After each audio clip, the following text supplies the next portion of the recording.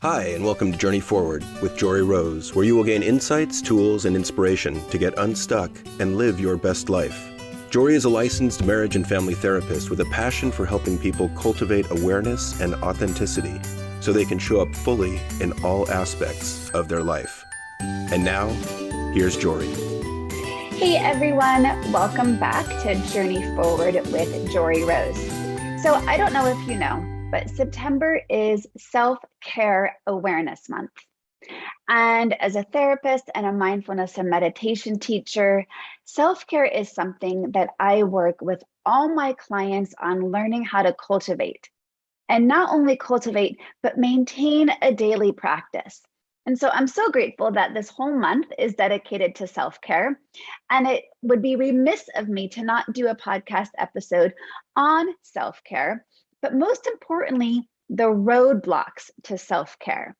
Because ironically, and I work the majority with women, ironically, even though they know that self-care is what they should be practicing, self-care in and of itself becomes a roadblock to their own peace and calm and even finding joy, because the self-care becomes one more thing they've got to add to their to-do list that they don't simply have time for.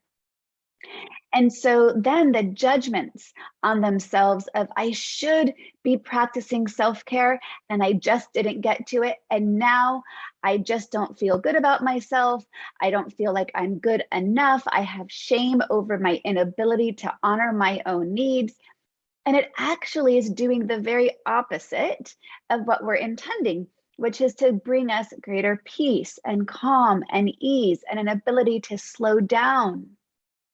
And so I want this episode on self-care to be a little bit of a disruptor of what we think self-care should look like.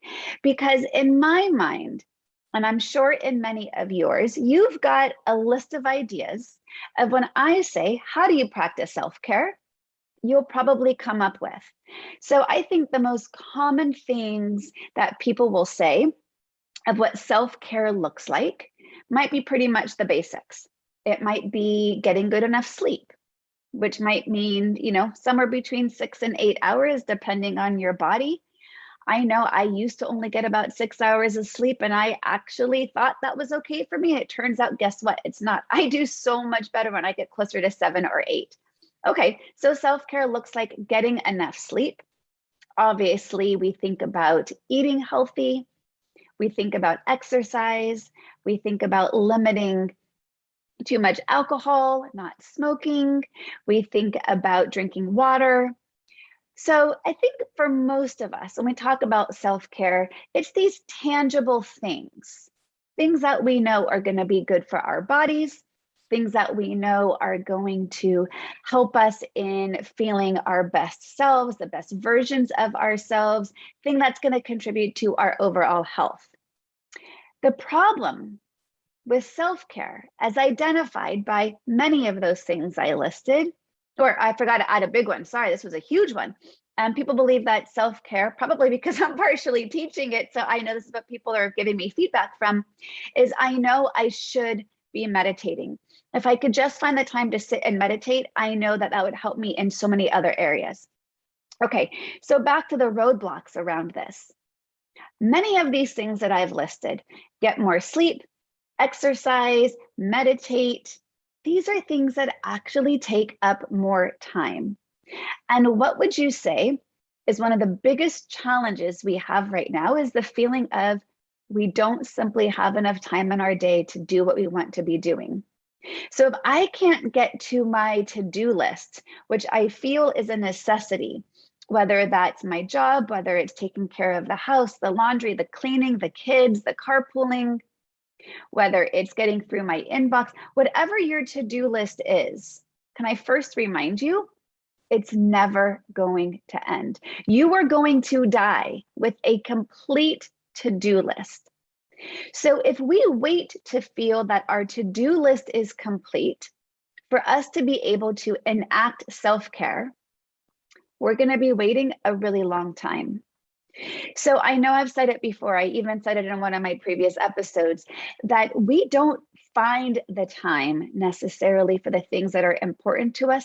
We have to cultivate the time for things that are important to us, because truly, if it is a high value of ours and we're living a values-driven life, we will create the time without apologizing for it, because ideally, our self-care is part of that to-do list that we do without question, like taking a shower or brushing our teeth, which are also acts of self-care, taking care of our bodies to maintain our health.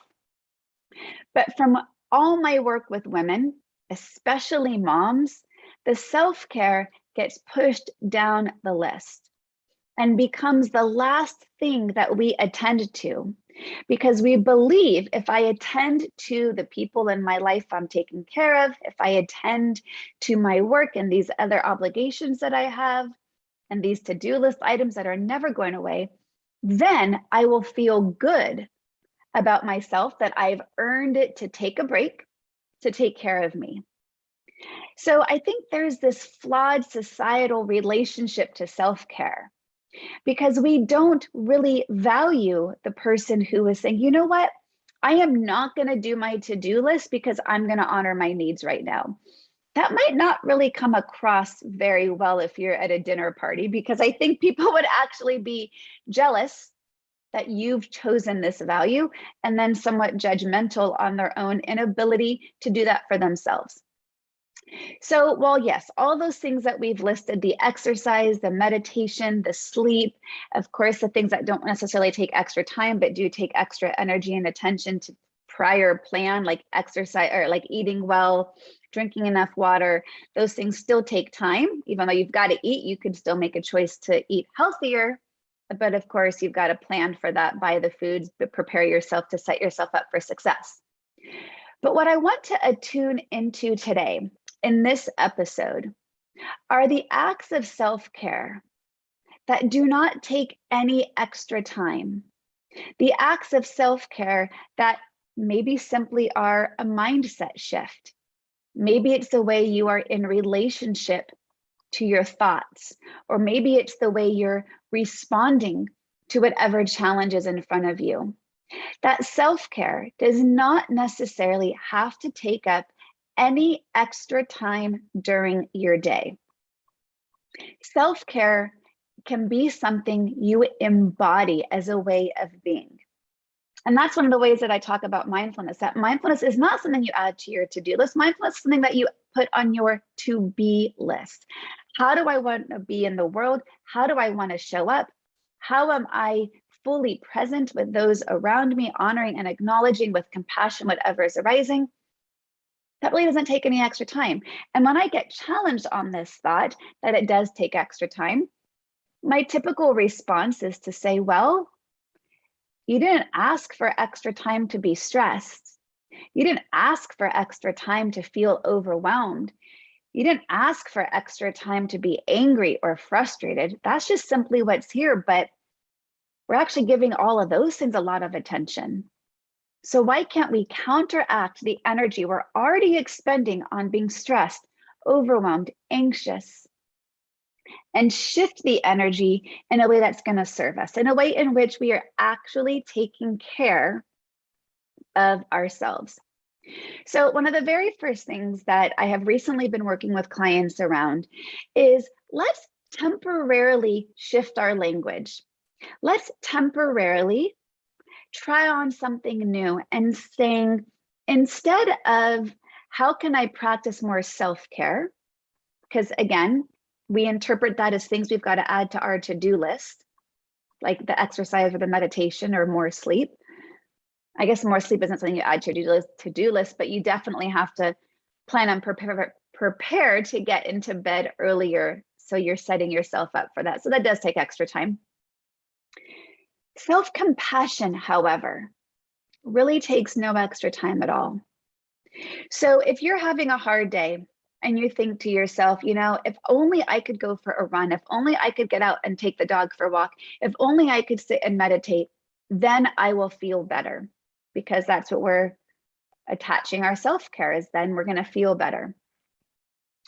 Well, if we have the ability to create the time, which sometimes we may not always have, We may go for the walk or the run or the meditation, and that likely will help.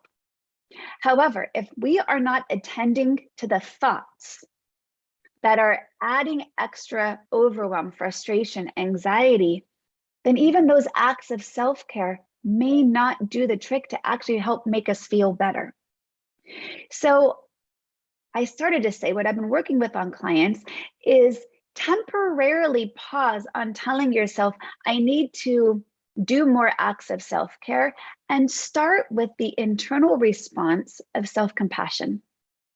Can I simply have compassion for myself that this is hard right now? Can I simply acknowledge I'm overwhelmed? And if I can attend to my own self with more kindness, with more humanness, to know there's nothing wrong with me, whatever I'm experiencing is a result of being human. Life is hard. Our times that we're in are hard. And can I be more gentle in my response to my own self? That actually, I believe, the self-compassionate response is the greatest act of self-care we can give ourselves. And the good news, it takes no extra time to be self-compassionate to yourself. Now, I do believe if you're living a values-driven life, which means tuning into your core values and letting those be your why, having your values be the things that set your intentions of why you're doing what you're doing each and every day. If you're living a values-driven life, it will be easier for you to tune into the things that you thought you had no time for. For example, I recently started working with a personal trainer. One of her goals for me is to walk 8,000 steps a day. My immediate thought was, I don't have time for that. Well, if it's a value of mine to feel healthy in my own skin and in my body, I will create the time. And guess what? I've created the time. It's not always easy to get to 8,000, but I would say a good 5 days a week, I'm pretty darn close because it's a value of mine. So it's not necessarily something that feels like this unachievable to-do list item. I've simply learned to incorporate it into my day. But I couldn't have even gotten there if I didn't have the ability to meet myself where I was at, to get curious and, most importantly, compassionate to where I was feeling stuck. So self-compassion as the biggest act of self-care is going to be the way you relate to your own self in your own mind when you are feeling stressed, overwhelmed, anxious, whatever the emotion may be that is causing you a little extra added stress. The self-compassion is to say, this is really hard right now, and I'm already getting through it. The self-compassion is to decrease your own judgments on yourself, which we all get stuck in. The self-compassion is to decrease your expectations that you have set for yourself, which so often our expectations are rooted in an arbitrary thought of what we wanted to have happen for our day or our week. That is based nothing other than in a thought, which is likely rooted in another thing we've got to practice letting go of, is being in comparison to others. That when we are in judgment to ourselves, when we are judging our expectations or we're setting unrealistic expectations, and we are in comparison to others, we are doing the opposite of self-care. We are doing the opposite of self-compassion. When we are stuck in those habits, which, by the way, if you are, no judgment for being stuck in those habits, simply be aware, oh yeah, that is where I get stuck. And now that I'm aware that that's where I get stuck, that is preventing me from being compassionate to myself and preventing me from enacting self-care. Well, with that awareness, I can begin to shift into a different habit. Remember, I always say you can't change what you're not aware of. But those old habits, the judgments, the expectations, the comparisons are so easy because everyone does it. Complaining is a way of communicating. Oh my God, I've got so much to do. I can't get to it all. It's a way of aligning with others, this glorification of busyness. And it's not serving us. So I want to address some ways that take no extra time out of your day and are still and beautiful acts of self-care. And it's all rooted in a self-compassionate belief that no matter what I'm feeling is honest and true and real and authentic. And no matter what I'm feeling, it is okay because I am human. And I am doing my very best to get through this being human business, especially during hard times. So I am wanting to shift this self-care idea to really a self-compassionate idea. However you want to name it, whatever works for you. But let me give you some tips and tools that I think you may be able to resonate with. That might be really helpful for how to enact some greater care towards yourself. And most importantly, the best part about this is when you can do this for yourself, you are also role modeling this for others. You're giving others permission to do the very same things that you are seeking, which is offer yourself grace and kindness and ease, because being human is hard. Okay, so in no particular order, some additional ways to practice self-care. Say no. Period. Say no. I think it's so easy for us, especially as women and especially as mothers, to feel guilty or to feel bad or to judge ourselves when we want to say no, that we feel this pull to always be agreeable, to help someone out, to do the extra thing. There is nothing wrong with saying no. Saying no is honoring your own capabilities and capacities without apology. This is a key thing. When we say no, hey, do you want to join the PTA club? No, thank you, is an acceptable answer. We don't need to give all the reasons why. But to say no is to honor what your needs are. And we too often dismiss our own needs in favor of feeling accepted, of feeling like I'm being a good member of my community by doing these things for other people. And it often comes at a disservice to our own self-care. So know your limitations. Know what things you can say yes to without question, and begin to tune into the things that perhaps you don't need to always say yes to. What are the things you can begin to say no to?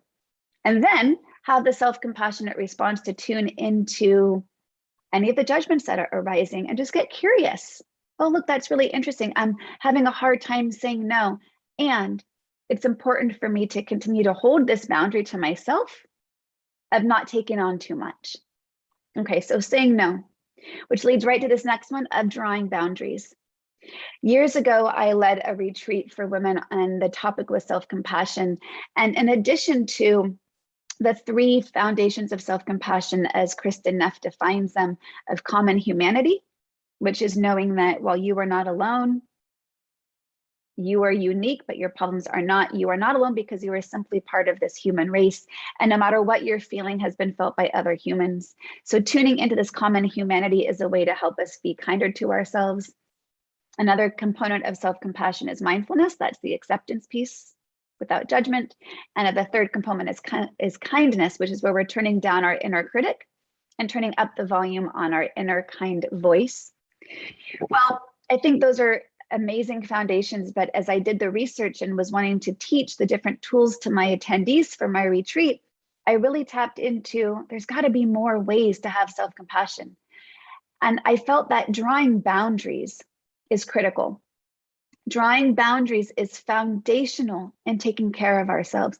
When we have boundaries that are too enmeshed and we become over-engaged in others, when we are abandoning our own self in an effort to ease someone else, that is not self-care. Drawing boundaries, even when it's hard, is an act of self-care. Doesn't mean it's easy. It's a self-compassionate response to say, here's what's working for me and here's what's not. And this is something that Brene Brown has talked about in her research around boundaries that I think is a really important thing to name. That oftentimes one of the things that we feel hard in drawing boundaries around is because we're telling people, you can't do this, or I am unwilling to do this. And it feels like we're drawing a really hard line in the sand that can't be crossed.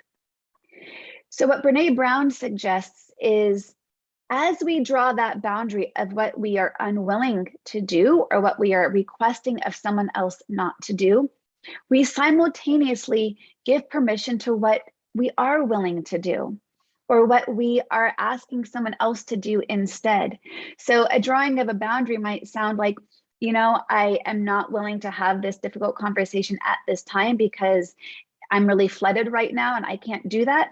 And let me calm down and I'm willing to come back to it at another time. So I'm drawing the boundary of right now is not good for me, and I'm not abandoning this altogether. I can come back at a later time. No, I am not willing to do all this carpooling for you every single day. That takes away time from my own time with my children. And I am willing to be an alternative for you in case of an emergency.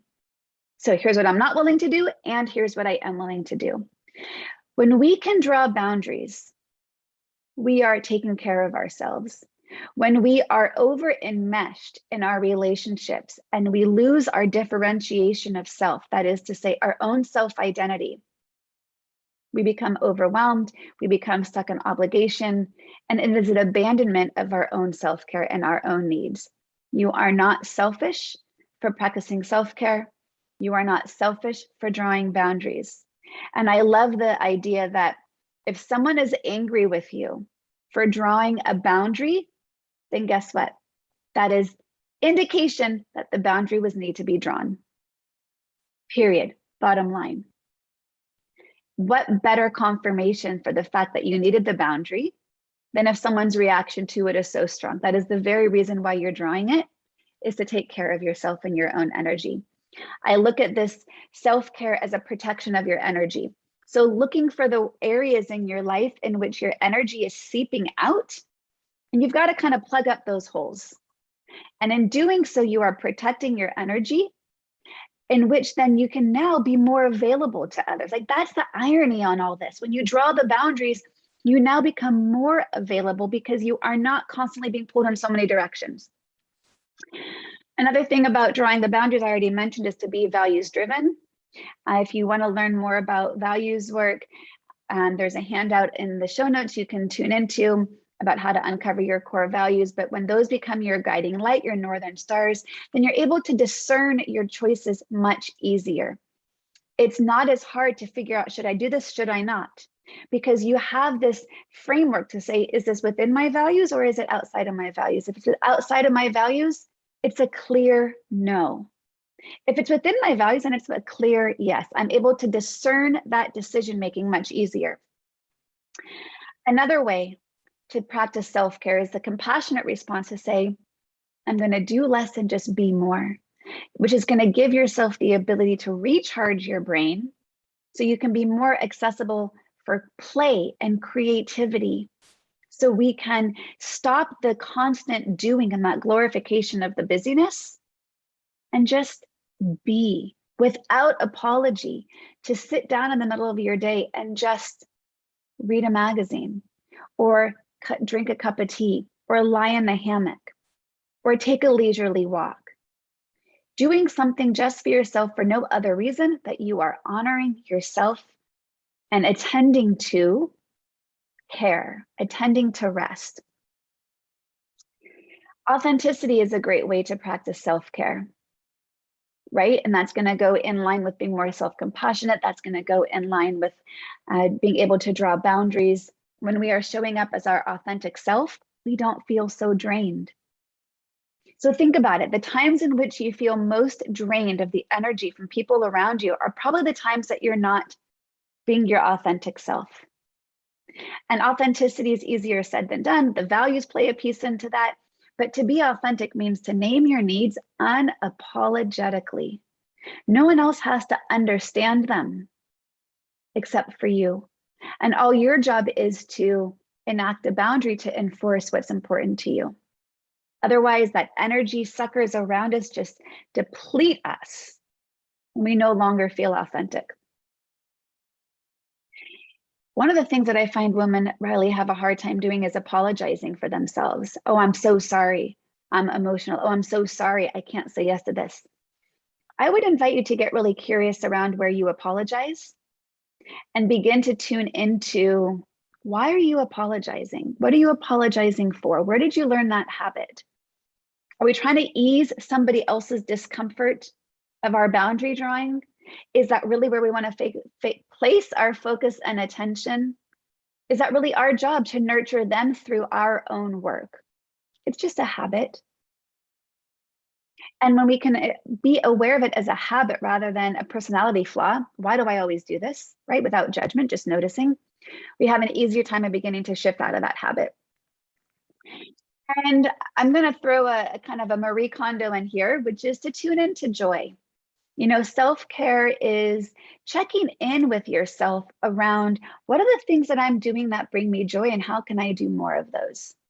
And what are the things that are not bringing me joy and how can I do less of those? And all of these are ways that we can practice more self-care in addition to the typical eat healthy, exercise, meditate, which are all great things. And as you know, I love teaching people to meditate, but I also love teaching them how to meditate throughout the day so they're not adding this big to-do list item in a way that they're not going to be able to meet. And until we can attend to ourselves internally, it's really hard to attend to doing a task that is supposed to make us feel better. So I hope that you found this episode helpful, that self-care can look all sorts of different ways. And by no means was my list complete, but I do think it's a great start. And these aren't things that you necessarily have to add to your to-do list. That's going to take extra time out of your day. It's simply a shift in your thought pattern. It's simply a shift of where you're placing your mind's attention. It's noticing your patterns and enacting ones that are in alignment with how you want to be living your life. Without apology, without judgment, without comparison, without shame. It's all a practice. But when you can start saying no to what you don't longer want to have to be doing out of obligation or things that are not serving you, without apology, when you can set healthy boundaries, when you can be more compassionate to get out of your judgments, expectations, obligations, and comparisons, when you can be able to be authentic, be values driven, all of this is going to contribute to your self-care. So thanks so much for tuning in today. And I hope that you took away at least one thing you can start doing now, because as I said, September is Self-Care Awareness Month, although in the work that I do every day is self-care awareness, but I did want to bring it to attention given that this is what the hashtag is going on around in the month right now.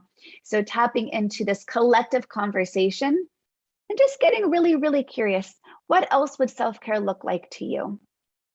Maybe it's none of the things that I mentioned. So come up with your own list.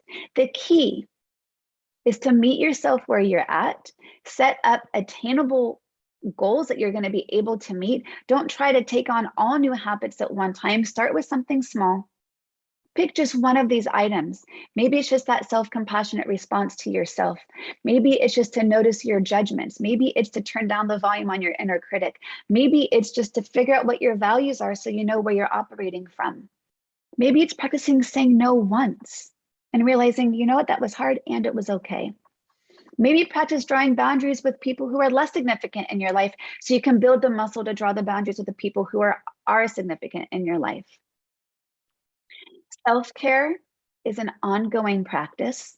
It's not a one and done. It's not necessarily something you've got to take time out of your day to do. It's the quality of presence and how you're showing up to yourself.